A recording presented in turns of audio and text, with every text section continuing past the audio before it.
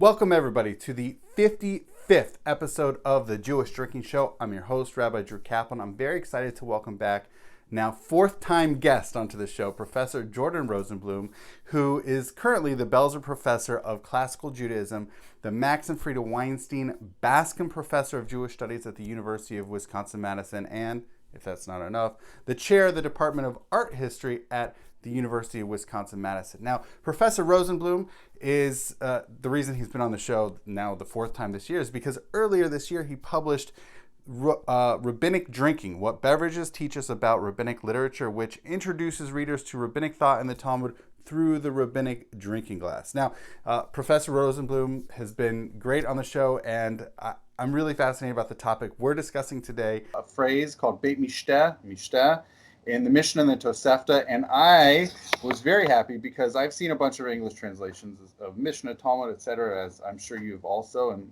perhaps some of our listeners and viewers out there as well.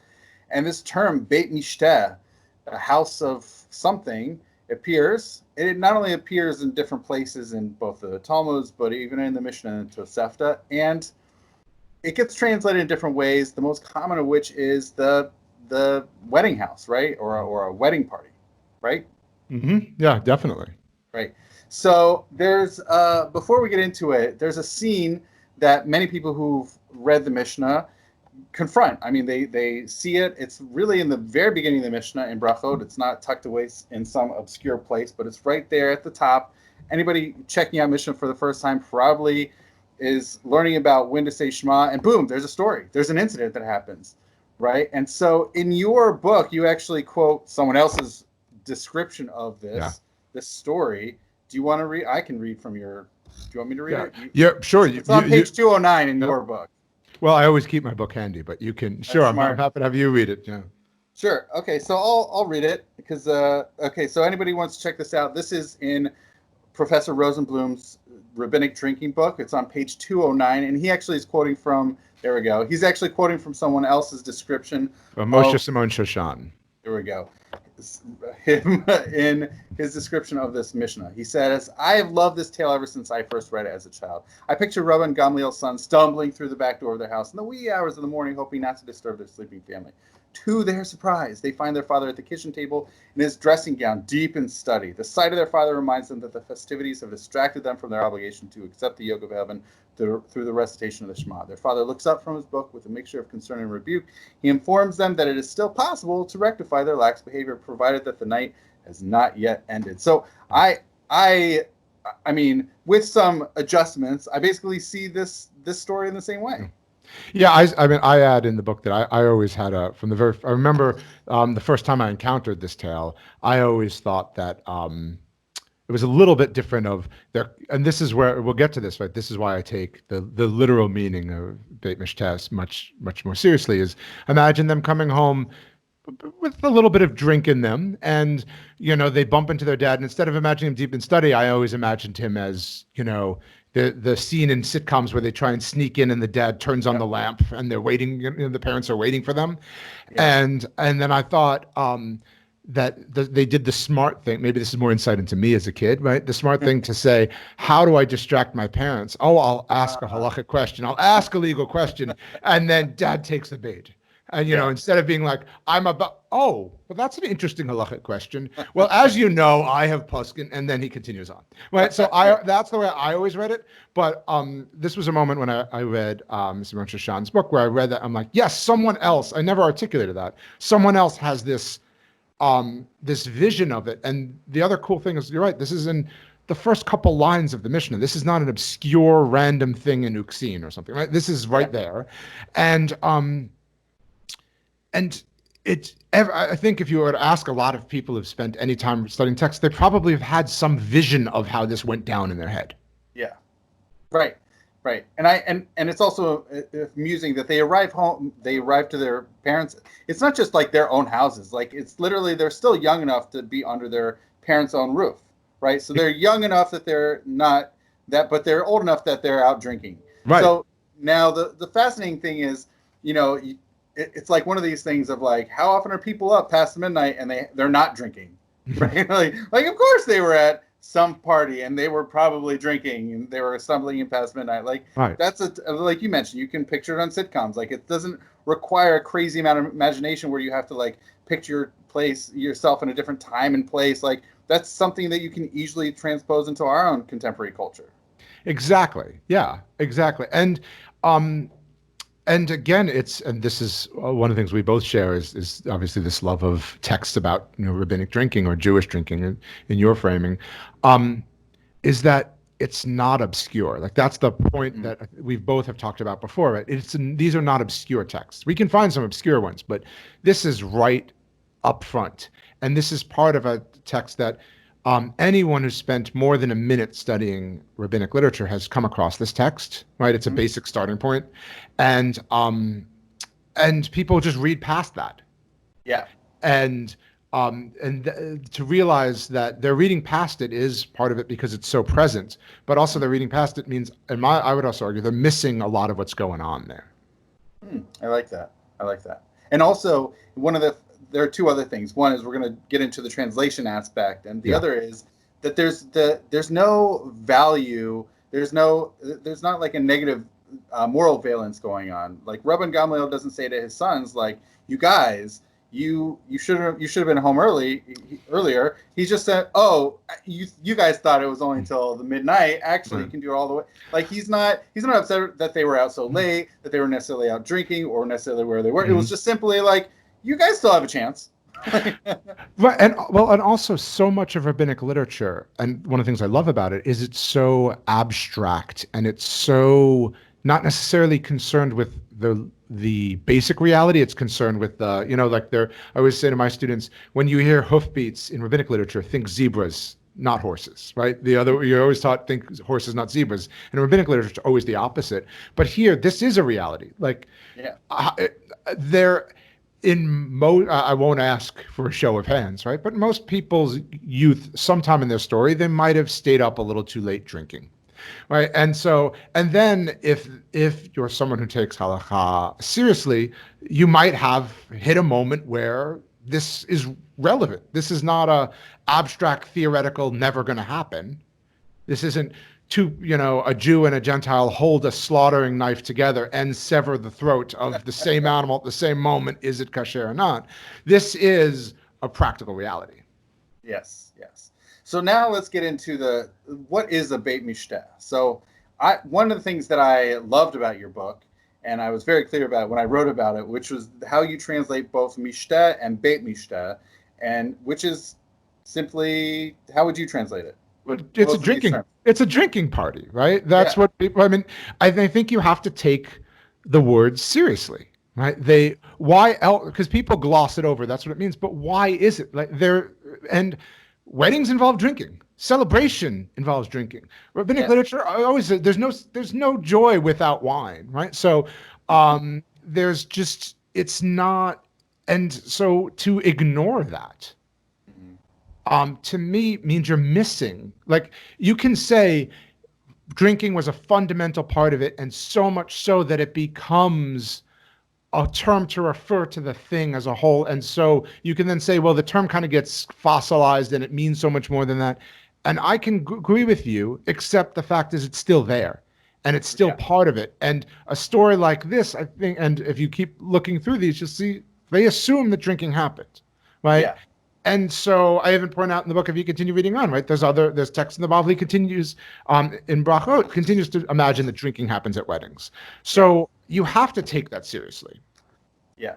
And so there's two, so mishteh itself, it's funny because I know that you translate it a certain way and I translate it a slightly different way, but we're both a lot more on the same page than the way it's usually been translated. So I know you translate it as necessarily a drinking party, whereas I translate it as more of like, it's a drinking event.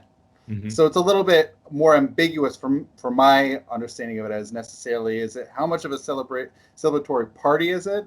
Whereas you say, well, and it's funny because we can each justify it, is every time you drink, it's necessarily a party. And I say, not always. It could just simply be a gathering of people who just happen to be drinking, right? Well, right. No, and I'm fine with the reason I chose party in the end is also because there's this I really do feel it's seen as a a very positive experience, and it's a social experience. And so, and this is where it's sort of we're in the same zip code, not the Right. same house when it comes to that, right? So like, as long you're taking the drinking aspect seriously, so I can, I'm fine with that. But the reason I settled on party was because I also wanted to accent that of what's going on there. That's good. That's good context. And then taking that term and then putting in a bait in front of it. You know, it's fascinating because Beit Mishteh appears 3 times in Tanakh in the Bible, and then in the Mishnah it really only appears a handful of times. It appears 5 times in the Mishnah, and then of those, this is one of them, right at the top of Brachot, and it's, you know, it's funny because how much it is like it's a drinking house versus like a party house versus. I mean, it really makes a lot. I don't know. Well, first of all, I would say at this point, you're probably going to point down and say, here's a link to my source sheet. Right. Yes. Exactly. I'm definitely in the show notes. Definitely going to be putting source. Yeah. There you go. I've been learning how people are doing these things more in the COVID-19 days. Yeah. It appears a lot, and the interesting thing is how much it gets taken for granted, right? Like that. Like people, and unless I'm missing something, I don't see any contemporaneous ancient source commenting on the fact that right. It's just that gets taken for granted, and I couldn't quite figure out. I did do this one day, look and see, like, is there a difference in how they're talking about it if they talk about it Beit Mishteh or like in Aramaic, right? Hilula. Like there are a few different terms for wedding party. I was like, well, maybe there's something there, and I couldn't quite. Maybe someone will catch it, and I didn't. I couldn't quite see if that something different was happening in them. But the interesting thing for me is it's used. And it's used as if everyone knows exactly what it is. And so again, I keep circling back to my point for all of this is that the term, it was obvious to them, meant something, and it pointed to the central role that drinking played in that. And for texts that take over drinking very seriously, both rabbinic texts and the broader culture, of Greek and Roman thought, right? Over drinking is a problem, drinking too much. But yet here, there's unproblematic use of this as a drinking, what I would call a drinking party. So it's showing a positive spin on that without having any concerns or problematics. And I found that fascinating. Yeah. Also, it's funny when I point out to people like, oh yeah, they were just, you know, especially Rabbi and Gamliel's sons, they went out to a drinking house, and they're like, what do you mean? Like they were at a wedding.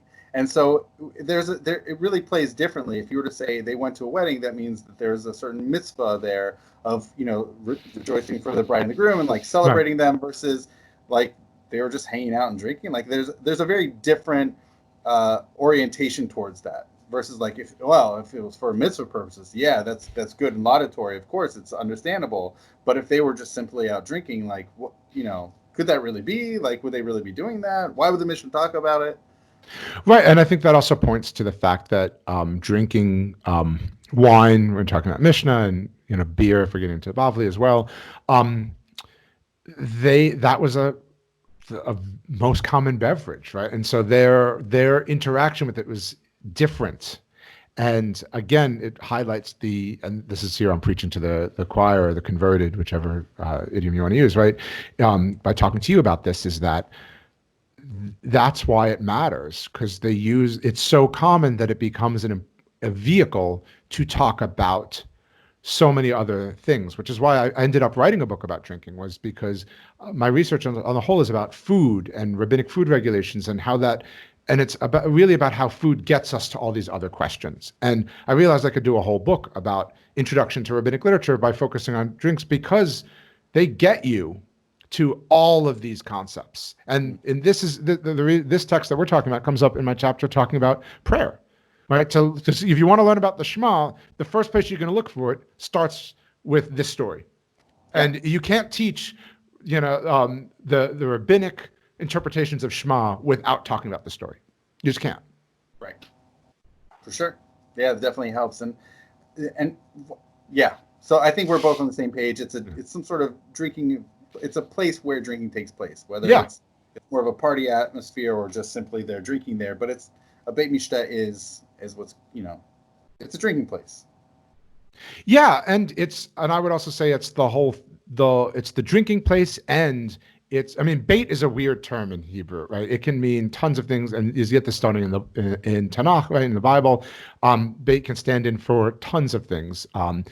And same thing with ben, right? Like, and there are these terms that have that, but here I think I would say it can stand for the place that it happens, and also, I mean, we live in a world where people are getting married now over Zoom, and all their friends are zooming in. I think if everyone, you're not in the same place, but if everyone is celebrating with a drink in their hand, that's still a beit mishteh, right?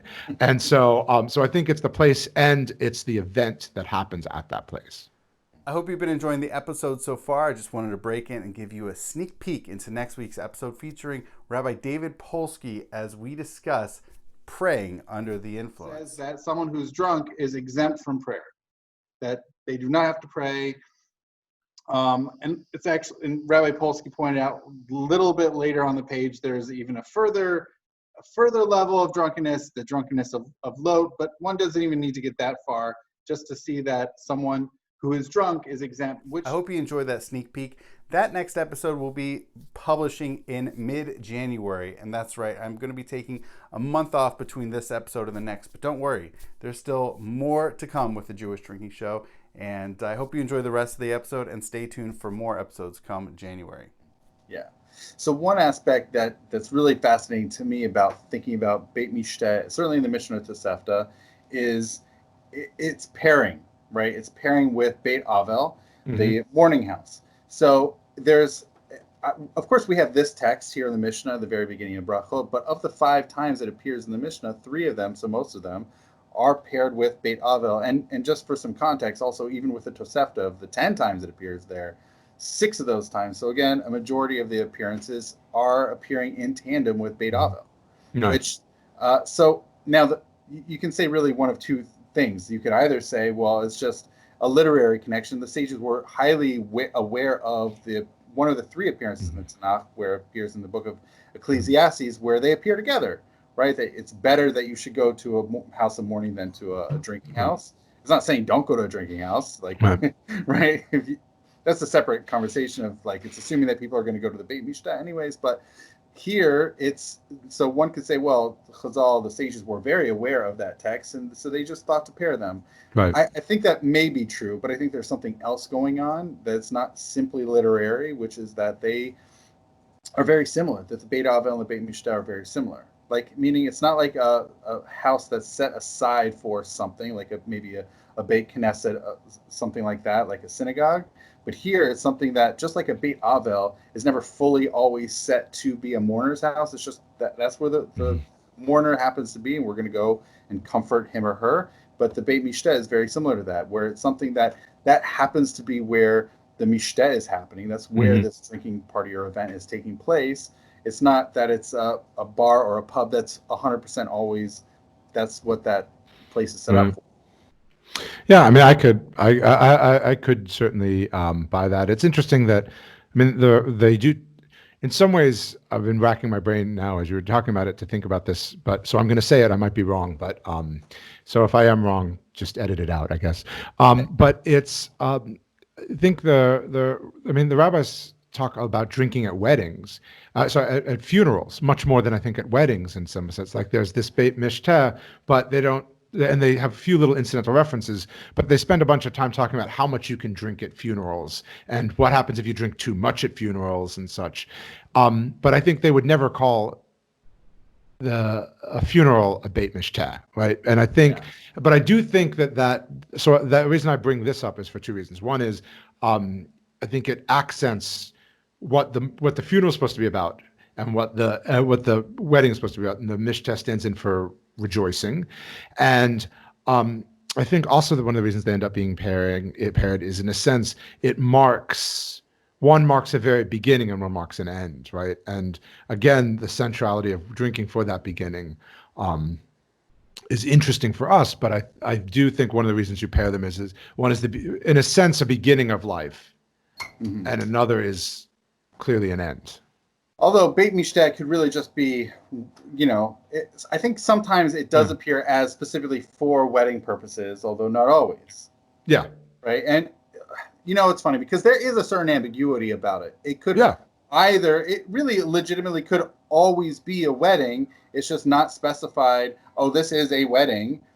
some of the times it does appear, even in the Mishnah and Tosefta, is specifically someone who makes mishteh livno, that Right. someone makes a party for his son. It does happen. We see that in the Mishnah. We see that in Tosefta. We see even in the Tosefta Rebbe Akiva, who's making a party for his son, and he's opening up all these barrels of wine, and he's obviously very happy. Yeah. So that's a really awesome scene of Rebbe Akiva doing all that.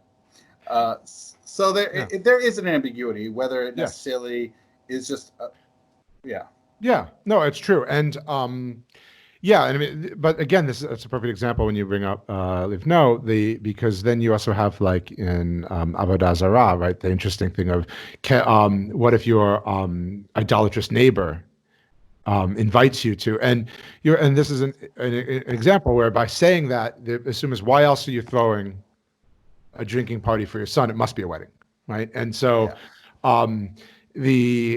so it gets to some interesting questions, and the thing that I still, I've said this before, but that still fascinates, it's why I still am interested in this, is how much is taken for granted in that phrase, right? And how much we have to try and fill in, but seems so obvious to the intended audience, right? That of course everyone knows what it is, and we, if we had a time machine, that's probably one of the first places we would go, right?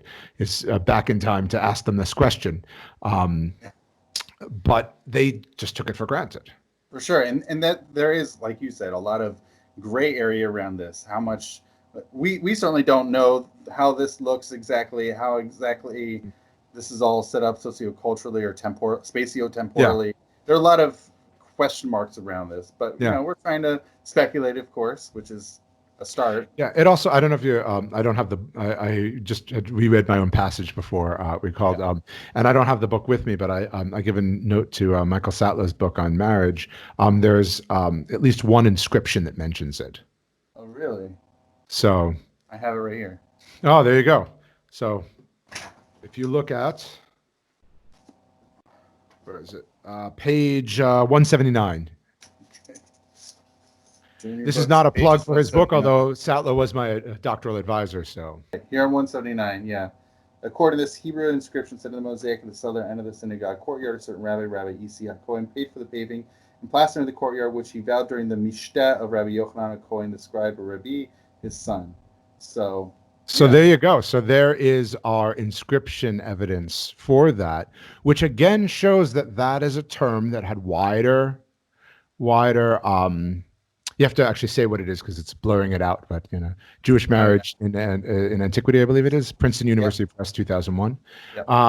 It's although it is a mishteh livno, just like we see in the Mishnah and the Tosefta, it's specifically making a drinking party for one's son. Right, but the cool thing there, right, is you have you have a moment of corroboration. That it's also the cool thing there is you get a potential insight of what was happening there. He got super excited and he vowed, and you could see this happening today, right? Like he decides to show he's a macher, and so he says, "I'm so excited, I vow to do this," and look, he did this. By the way, although we're focusing on drinking, there's a cool if you've come across the book Jews Welcome Coffee, which is the history of Jews and interacting with coffee, Robert Liberlis, Brandeis University Press. It's a really cool book. There's a cool story that comes up of how coffee came up in terms of adjudicating some contracts related to marriage, because someone basically agreed, I think it was like on Shabbos, to betroth his daughter, and then someone comes along and basically offers him on Shabbos a better offer, and he tries to retract it. But he had, after the first one happens, he had some cake and coffee brought to celebrate, and so the ruling was by doing that he was showing he was celebrating. So it's like a really neat book. Yeah, it's interesting. To consider that, but the thing about the inscription, to go back to that, is it shows it's rare that we find something happening in rabbinic literature in a term like this, and then you have an inscription in a synagogue that seems to be that fits exactly with what you're seeing, and that's a cool thing to be able to point to, and it's a good datum for you. Yeah. Yeah, Mishteh Livno. Yeah. So in addition to that, should we stick on the making Mishteh Livno? It's your show, man.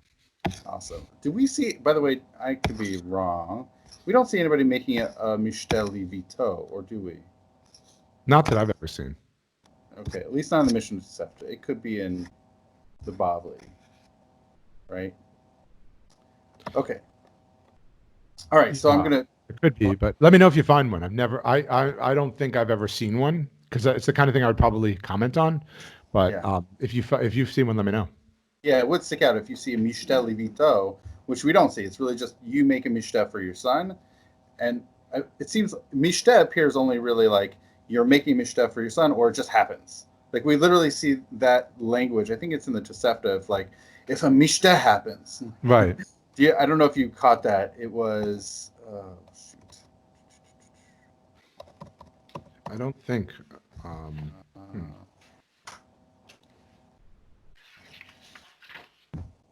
Yeah, so here, and it's actually, okay, it's right here, actually, the Mishnah in Taharos in the 9th chapter, where if someone finishes harvesting their olives and they intend to buy or finish buying, but then they intend to borrow, and then mourning or a drinking event happens or something unavoidable occur, they remain pure, it's just a fascinating language of like a mishteh just happens, which like it sounds funny and just like it's like a pickup basketball game, like it just appears out of nowhere. Like it wasn't me, like I was just walking by my friend's house and like what do you know, they were drinking. Mishteh crashers, right? Right. We're third cousin to the bride. And hey, it's cool. Yeah, but it's not always necessarily a wedding. It could just simply be like, people down the street are drinking. Like, oh yeah, we're also harvesting our olives, but we took a wine break. Right. Yeah. No, it's true. Yeah. Yeah. Today. It's funny how quickly I've adjusted to this reality, because my first thought was like, I wouldn't suddenly interact with a group of more than 2 people in public that I don't know. Right. It's just a very strange reality. It's very odd how quickly the world has changed. Yeah, for sure. But yeah, no, this is the thing that's wonderful and frustrating about the term, right? Is they clearly know what it means. They don't think it's worthy of comment. Like one of the things I teach to students is oftentimes if you track the history of things, you can learn when something becomes more well known when people have to stop explaining it. Like someone who works on food, when the New York Times has to stop explaining to its audience what a bagel is, you then know that the bagel is something more widely known. When this will date the episode, right? But Jerry Stiller just passed away, right? When people had to stop explaining what Festivus was, you knew that had entered from pop culture more broadly into it, right? So the cultural lexicon. Right. And so the fact is that all the texts that we have, none of them explain it, which means at that point they knew it and they don't find it worthy of comment. Right.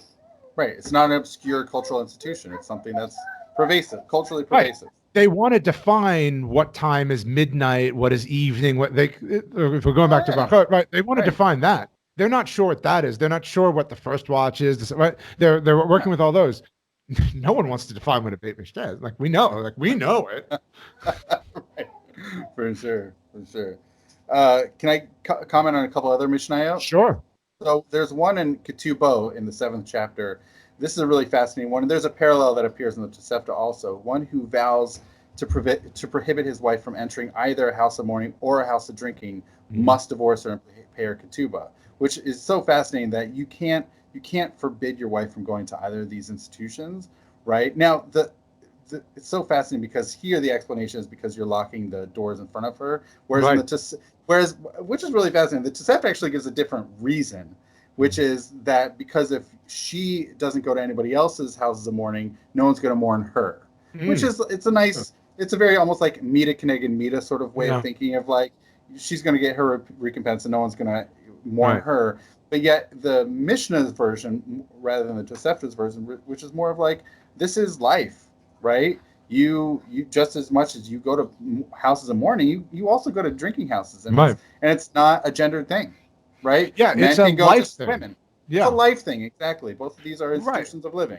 Right, and I think actually that's a really good way of putting it because right, there's a broader thing of if you're going to this is sort of comes up in the gender discussion of things, right? If you're going to try and limit you being the assumed male free man, right? If you're going to try and put up things that are unrealistic, unreasonable, that are demands that just prevent the normal reality of life, then the halakha will adjust to prevent, right? Which is what you're seeing there. Like if you take this is just what normal people do.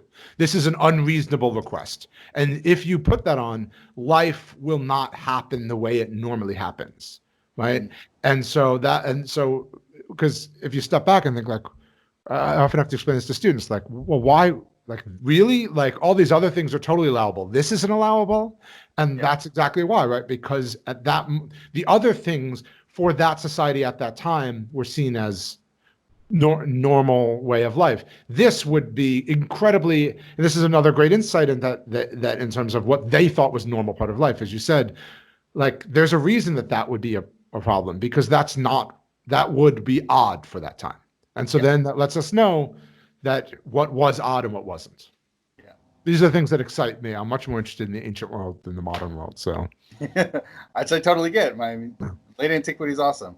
I have one other text that I want to touch upon, unless sure. you want to pick up any Yeah. others in the source sheet. So it's in Tosefta Megillah in the 3rd chapter. So the plain voice of the Tosefta says, if you have a Beit Mishteh and a Beit Avo, if you have a drinking house and a mourning house in front of you, actually, you know what? You should take priority of going to the drinking house over the Beit Avo, which is a shocking thing, which, as Rabbi Yishmael points out immediately right there, he says he would actually give preference to going to the mourner's house in front of everything. And he quotes the pasuk from the verse from Ecclesiastes, which is specifically the opposite, which is shocking that the Tosefta would go in direct contradiction of, we have a very clear, like it literally, this term appears literally only 3 times in Tanakh, and one of them actually gives precedence of the Beit Avel over the Beit Mishteh, and yet the Tosefta says, go to the Beit Mishteh first. Well, Which, yeah, I mean, one could also argue that written that way makes a nice literary thing of someone throws down what you don't expect, which is the opposite. right. And right, I was just trying to explain to my 5.5-year-old the other day what irony is, like in situational irony of, because we're reading Harry Potter, and I'm like trying to explain how what is happening, but the people in the book don't know what is happening, and so how that irony works. But so well, I didn't think about this until you just said it, but I'm wondering if you could also read it that way of the verse. Like the intended audience knows the verse, and so it's sort of surprising. And so then when that happens, that resolves it. Right, and the shocking thing is Rabbi Yishmael is seemingly like he's a lone voice out there, that he's the one who's giving precedence to the mourner's house over the drinking house, and yet the common thing to do is go to the drinking house over the Beit Avo. Right. Which I think there's something else at play, which is that a Beit Mishteh is way more frequently occurring than a Beit Avo. Yeah. Now, unless you're in the midst of, let's say, a plague or a worldwide pandemic, let's just, theoretically, but let's say people are not constantly dying around you, then you're not going to have those so frequently. A Beit Mishteh is going to be a more common occurrence than a Beit Avo. Well, I mean, death was much more common in the ancient world than today, but but that being said, still, people, it's more likely that someone gets married more than once in their lifetime than dies more than once in their lifetime.